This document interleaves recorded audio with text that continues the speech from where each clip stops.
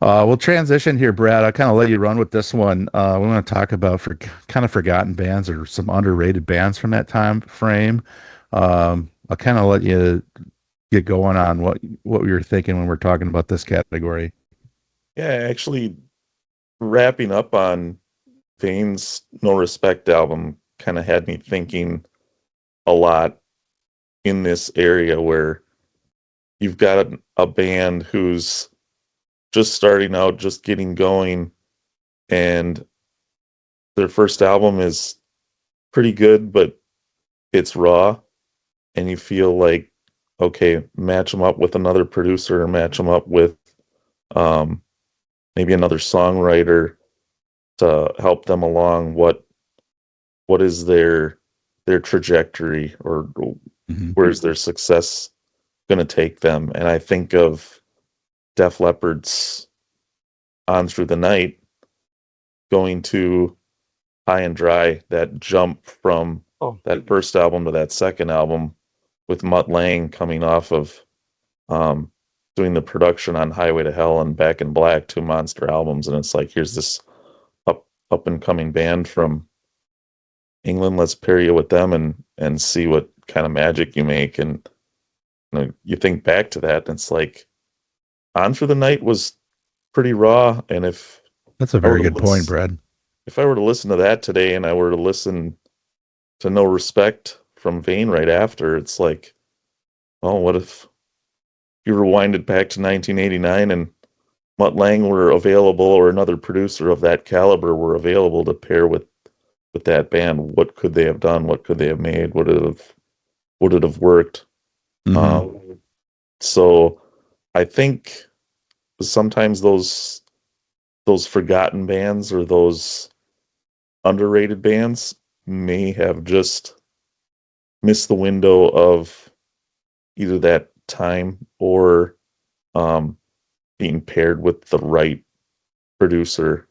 I think too, a story that I saw on the Bon Jovi documentary, when they were going from their first two albums to Slippery When Wet, which launched them into the stratosphere. They wanted to get with a producer that would not only help craft their sound, but they went with a songwriter in Desmond Child who helped them with You Give Love a Bad Name and Living on a Prayer, a couple of their biggest hits that they ever had. And they had listened to an album by a band named Black and Blue mm-hmm. that Yep. Michael Fairborn had produced, and said, we want a sound a little bit more like these guys, especially in the chorus and the vocal arrangements, the layered vocals in the chorus. And it's like, okay, so you take from a band who, I would say they're in the underrated category, because they were a fairly talented band, with some pretty good songs and a pretty good sound, and they're getting notice from fellow musicians, and then took something that band who's underperforming, or underselling, or not doing as well as other musicians in their field think they should be doing, and then take that craft and expand on it. And Bon Jovi's still playing arenas Yeah. 40 years after that music is made. And I went back and listened to some of the Black and Blue stuff from that era, and yet not only is it pretty good, but Tommy Thayer, the guitar player in that band, Went on the Kiss. Yep. he went on to Kiss after Black and Blue split up. He's living hand to mouth in a Kiss tribute band, and somehow makes it onto the Kiss stage, the road crew, once they put the makeup back on in the mid to late 90s. And he just happened to know that music so well Yeah. that Yeah. He when, was the guitar tech. Yep. yeah, yeah, when Ace got fired again, he put on the makeup and became Ace. So you can look at the history of Black and Blue and say, hey, They inspired Bon Jovi. They were an integral part of Kiss getting back together. But most people you ask today who Black and Blue is, they wouldn't be able to name a single song. Hmm. Uh, so they were one of the bands that I thought deserved a little bit more credit from that time period. Hold On to 18 was probably one of my favorites from them, but they had several Yeah, that no, were I'll pretty be there good. for you. Yep, that Yeah, was a good tune. yeah. And another one that I thought of from that time period, but Doug is a guitar player, I'm sure that you appreciate I'm John wondering if it, Sykes. oh, yep, you going Blue Murder? Another Blue band, yeah, Blue Murder's debut album from 1989. Um, I love that album every bit as the self-titled Whitesnake album. I Yeah. thought it was an extension of that album.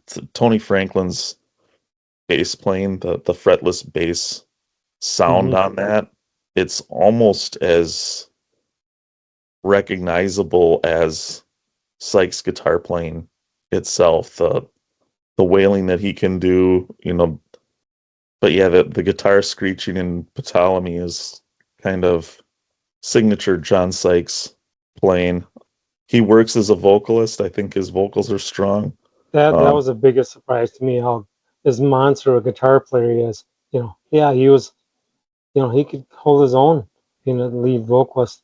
yeah, he had a David Lee Roth, David Coverdale look to him. That they're the two egos of those two guys together probably couldn't survive in the same band, which is I think ultimately what did him in. But it it's too bad that it feels like he spent the rest of his career trying to get out from under the shadow of that Whitesnake album Yeah, that he had a lot to do with in terms of the playing and the songwriting on that album, and I don't know that he ever really got his due or got the accolades that he deserved for that.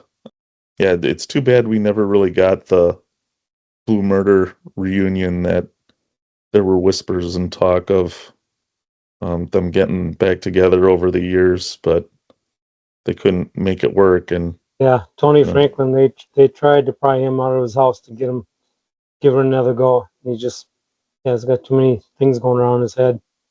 yeah, Yep. and in fact, I saw a band not too long ago that just recently disbanded called the Winery Dogs that Hmm. had Richie Kotz and Mike Portnoy from Dream And, Theater and and Billy Billy Sheehan. Sheehan. Yep. He's played in countless huge bands. John Sykes was actually slated to be the fourth member of that band and be their leader, and they kind of said a similar thing about him. They had a hard time getting him to leave his house. God, can you So imagine if that would have happened? The amount of musicianship would have been on that stage at one time. Oh my God. yeah, it would have been incredible. I would almost put it on par with Dream Theater when Mike Portnoy was in that band. And the musicianship for those five guys is Yeah. astronomical. They're in a more of a progressive genre than what Blue Murder is, but there's probably a lot of musicians from that era, and partly because it was getting a little oversaturated. I think Blue Murder probably came along at that time where, like we said before, with Veins No Respect, 1989 might have just been overshadowed, where there was almost too much good music out, and some of it was, I don't think Paradise City from the Appetite for Destruction album, I don't think that was even released as a single until late 88, early 89, so that was out there. Aerosmith's Pump was out there. The list just goes on and on, so it probably just got lost in the fold. All right. So, Doug, when you think of forgotten bands or underrated bands, what do you think about when you hear that? So I made a list here, and I mean, I got probably like 14 bands listed down here. I All right. highlighted two to bring up that I thought were standouts. The band's Heaven's Edge, and another band called Dirty Looks. So I don't know if you're familiar with those or yeah. So Heaven's Edge, their guitar player Reggie Wu, he was almost in Cinderella because they were just another local Philly band, and it came down between him and Jeff LaBar for tryouts when because Cinderella when they were a club band, they had the guitar player and the drummer that were in Britney Fox. And when they got the record deal, the producer told them, "You'll have this record deal, but you have to get rid of your guitar player and drummer." So Reggie Wu and Jeff LaBar came down to the final two. And Reggie Wu like could play circles around Jeff LaBar, technically, but for Cinderella, it's not really a shreddy type band. So Jeff LaBar was more of a blues hard rock player, and that's what got him the gig. But Jeff LaBar even said in an interview that he was stunned. He thought for sure that because Reggie had, everybody in Philly knew he was, their little version like an Eddie Van Halen, or he was the best of the best of the local guitar players. And then Dirty Looks, real good hard rock, maybe AC/DC-ish type band. Do you remember when we went and saw, it was like Every Mother's Nightmare, and there was a bunch of bands, and there was, what was that band's name? We bought Love Blast. Love Blast. Oh, yeah. They were a young band, but they played music like from like our Yeah, era. they were upper coming from Chicago. Yeah, so Yeah. so I remember buying two of their CDs because live it was awesome, but every once in a while it'll come up on shuffle, in one of my playlists or something like that. But it made me just think of that band when you were talking. Yeah. But anyways, Find Another Way to Your Heart is the song that you got to look up for them.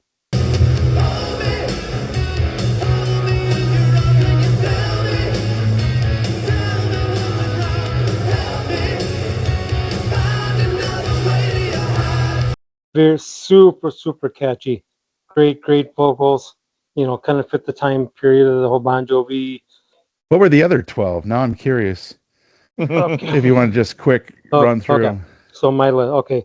TNT, Heaven's Edge, Babylon AD, DAD. You know them, which Dad? was no. Well, it's supposed to be Disneyland After Dark until Okay. Disneyland said no, you can't use.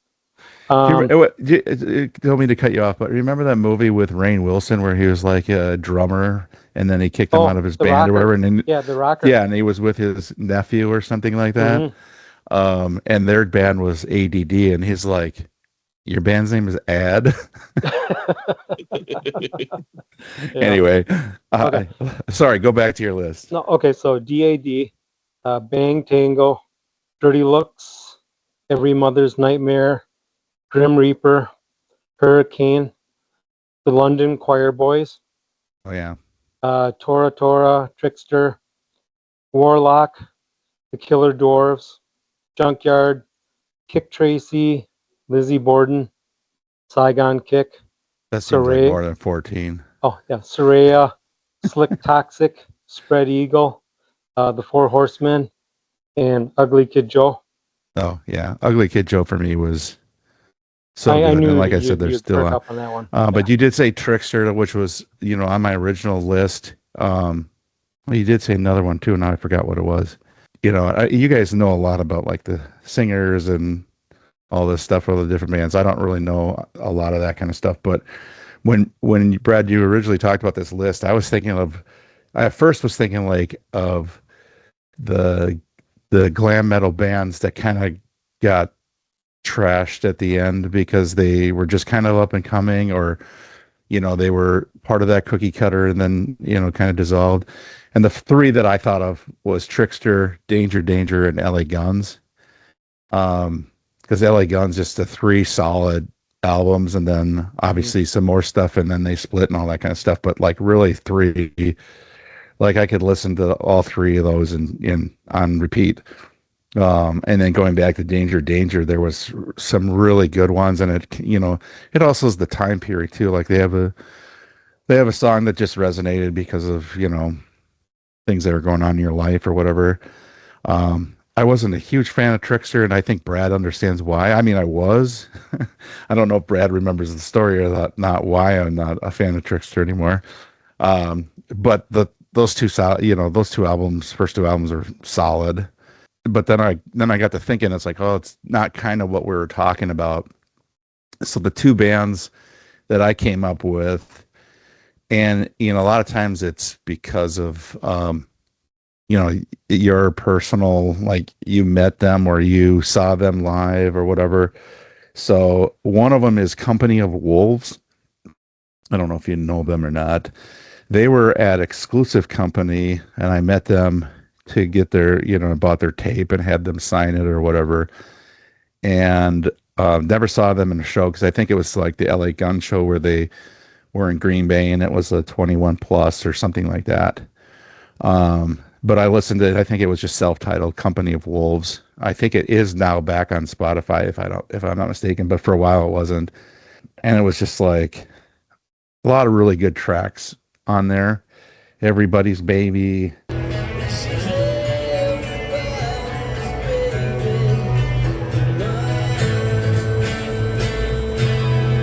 I don't know. I could probably quick look it up, but there was a lot of good songs I like, and who knows if they were really that good or not. But the fact that I met them and they signed my cassette and all that stuff, so I think that has like a little bias to it. But the other one is the band that opened up for Billy Idol when I went and saw Billy Idol at Alpine Valley was called Gene Loves Jezebel, and they had a really huge hit called Jealous on the radio.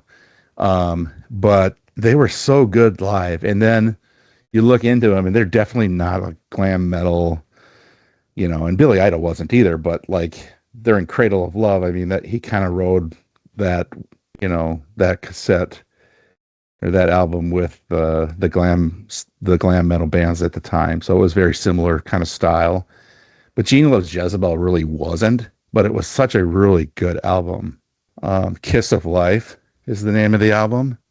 And there's just so many good tracks on there. And they're not your typical, the bands that we're kind of talking about, but they were one of those that kind of, I think, got forced into that spot, but it was kind of like at the end. And so when you're forced into that kind of genre, but you're really not that genre, and then that genre is going away.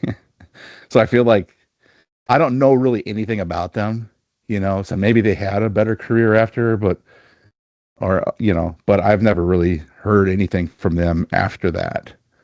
But it was, could probably be a one hit wonder as far as Jealous goes. But I really like that album. So that could be one of those listens down the road, or if you guys wanted to listen to it. But Company of Wolves and Gene Loves Jezebel are the two that I kind of thought of as far as like that underrated or, Yes, I have to check that. And it might be one of those bands where I've heard the song but didn't know who the band was. The Gene yeah. Loves Jezebel. Yeah, if I you might if we put on Jealous right now, you would like, oh yeah, I know sing that. it, sing it.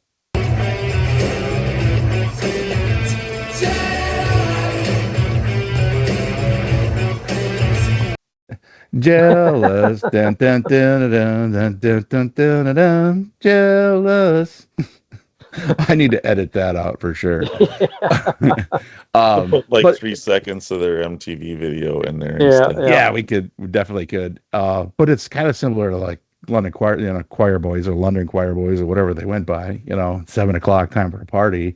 Yeah. And what was their ballad that was really good? Oh, Well, I like yeah, Roses and Rings, but Okay, yeah. that Or Hey, I Hey, You. Yeah. yeah. yeah. And now it's gonna bug me. I'm gonna quick look up the ballad from that Choir Boys because it was really good. I remember, not good enough for me to remember it. I don't love you anymore.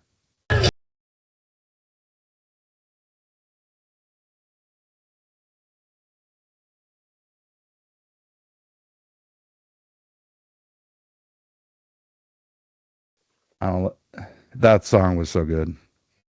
So when that debut album came out, it was almost coincided with Black Crowes' Shake Your Money Maker.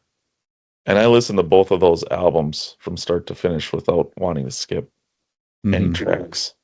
Um, if I had to pick one, I would say I like the London Choir Boys Really? album just a little bit better.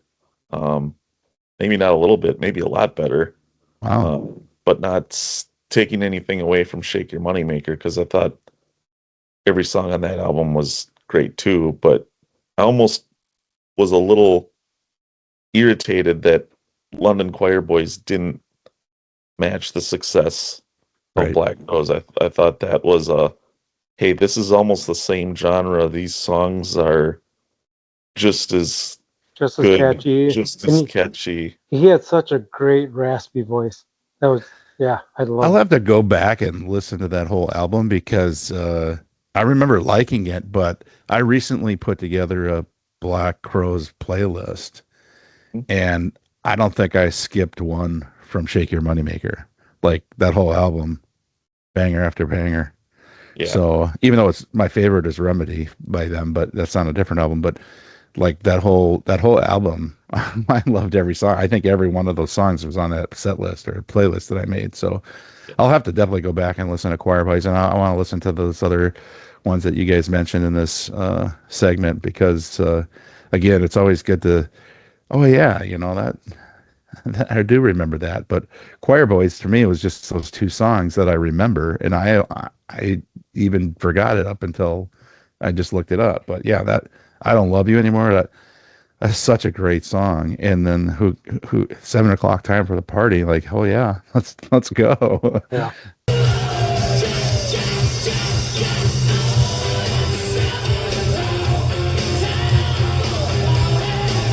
So, but yeah, if you're saying every track is like Black Rose, I definitely need to go back and give it another listen to.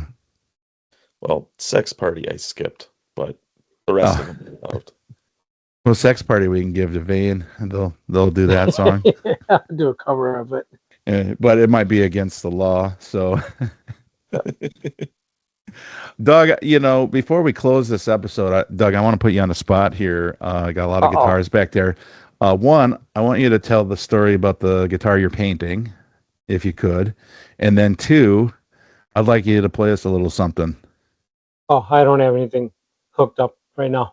Okay. Well, Yeah. then next, So then for that's next time, that's a I'll get- teaser for next time. But do you have the guitar that you're painting at all? Want to talk to us about that? This is something I didn't realize Doug was doing, and then he showed me the other day. So, So this Jackson started off as complete black, and it went through different variations. At first, I was going to do a Warren D. Martini snakeskin pattern on it, and then I wasn't happy with it. So then I decided to turn it into a George Lynch Tiger. George Lynch That's- being my all-time hero. that is awesome. That's Yeah. pretty cool. So Yeah. I definitely needed to see you put that on camera because I appreciate when you that. showed me that, I'm like, wow, that is awesome. I didn't know you had that. I mean, everybody has talents. I just didn't know that you had that talent. So it was kind of cool to see. So I want to make sure everybody got to see that and get a little. Yeah, I'll get reassembled and when I do my name this lick. segment, Yeah. Yeah. So that'd be a future segment. Name this lick or name this riff or something like that. Yeah. Doug is self-taught and a lot of I'm obviously Trying not to embarrass myself too much. who I just sang something on. I just sang a song on here a little bit. We're only going through like 23 viewers right now, so I think early on you can embarrass yourself and it's not going to be a big deal. It'll be part of our charm. So then you can just keep practicing. So once we get 10,000 viewers, then Yeah. good. So I think we're going to wrap up our podcast or our episode number 2. Hopefully you've all enjoyed this kind of content. And again, if you have any questions or comments or concerns or suggestions put them in the chat or put them in the comment section. We'd love to hear from you. And Again, like and subscribe and share. We'd appreciate that. I know there's probably some old timers like us that out there that like hearing about music and different ideas and segments, stuff that we're willing to hear a lot of your suggestions. And Yeah, give some again, feedback. We're a young definitely, podcast, figuring out our way, and definitely, we're appreciate it. just three buds that love talking music, and yeah, definitely open to any kind of feedback or suggestions. And um, until next time, I'm Coach K. We got Uh, Doug and we got yeah, Brad. Rock and roll. rock and roll. Thanks for watching.